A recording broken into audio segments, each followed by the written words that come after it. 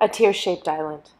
3 years after the civil war in Sri Lanka ended, and when the tourist boom was just starting, my husband Madhu told me about some cheap land that was for sale near the village where he grew up.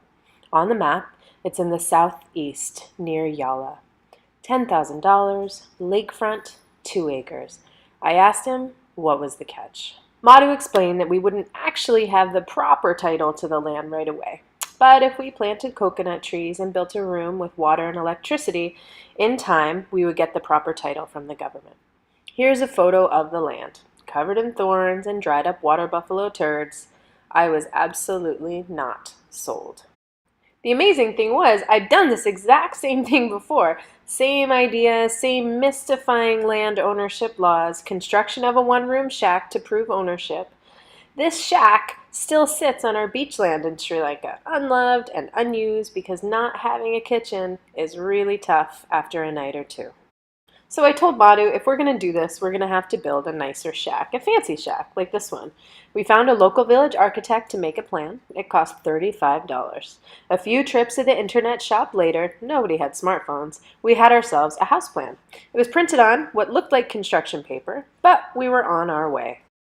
I showed a few people our plan, I made a few changes, and I sent it back to the architect. And thus began the curious waltz between me and the village architect. I would enhance his plan with a Sharpie and get his version back after a few days. Every single time I made a change, 4 or 5 seemingly unrelated changes took their place. It took me a while to figure this out, but the architect was following the principles of Vastu Shastra, or I called it Sri Lankan Feng Shui. Vastu-compliant house plans take into account the sun's effects, the Earth's magnetic energy, cosmic fields, the elements of nature, and the cardinal directions, among other things. The house plan on the left is our house plan, and on the right is our house plan with Vastu Purusha Mandala. His body is actually the framework for the optimal location of the parts of a home. Head, northeast, at the entrance, also a place for prayer. Open-hearted living area, clear of any obstructions, except when our 5-year-old dumps her Legos there. This is our bungalow. We used it as our family home, and we spent many holidays there. The area is remote, and there were many times I felt like I was homesteading. Growing up in the New York area did not prepare me for water buffalo invasions, orphan mongoose care, or, my personal favorite, a dead monitor lizard stuck in our water system. One Christmas, we noticed that water coming from the taps had a weird smell. We didn't think much of it. We bathed our children and ourselves in this water for days. As the tendency is with things that are dead, the smell got progressively worse, and when we finally opened the pipes, decomposing lizard chunks everywhere.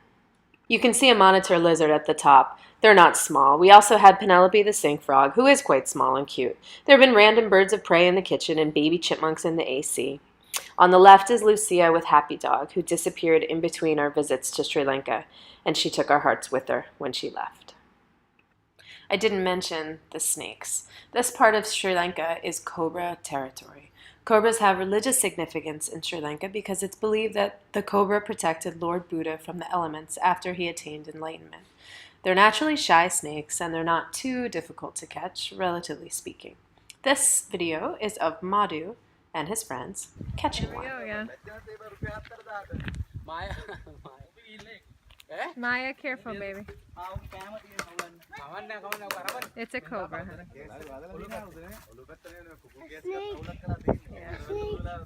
A snake. A snake.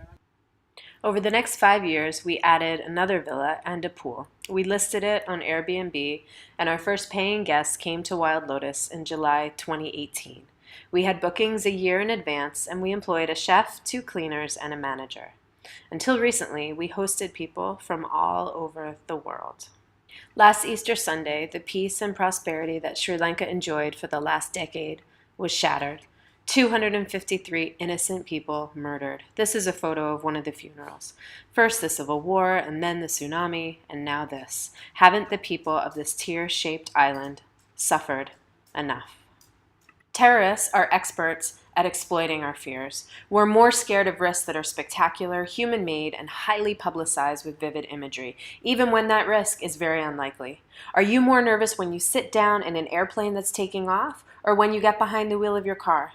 Which one is more dangerous? Last November, I accepted a job to teach at an IB school in Sri Lanka's capital. Our family's moving there in August. You can imagine the fear and uncertainty we felt as the news unfolded.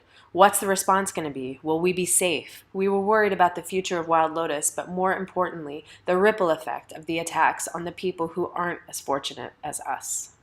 Think about the fisherman who supplies the now empty restaurants, the driver who took out a loan to buy a car for tours. These are the people who, at the moment, don't know how they are going to make it with zero income. This is just one page of the cancellations at Wild Lotus. There are many more. Chances are there will be another terrorist attack somewhere in the world soon, whether it's on a street in Barcelona or an airport in Istanbul. The chances of you being in the same exact place and time as the next one in well over 3 million. Statistically, you're more likely to drown in your own bathtub. The people of Sri Lanka have been through a lot. They're resilient and life continues on, albeit now with a lot more security.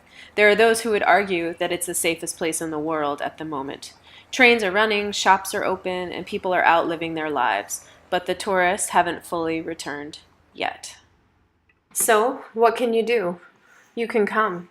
Enjoy the island and its ever-smiling people without the crowds.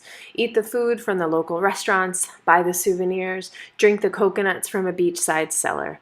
Refuse to let fear dictate your actions and show the local communities that they have not been abandoned and that terrorism will never win.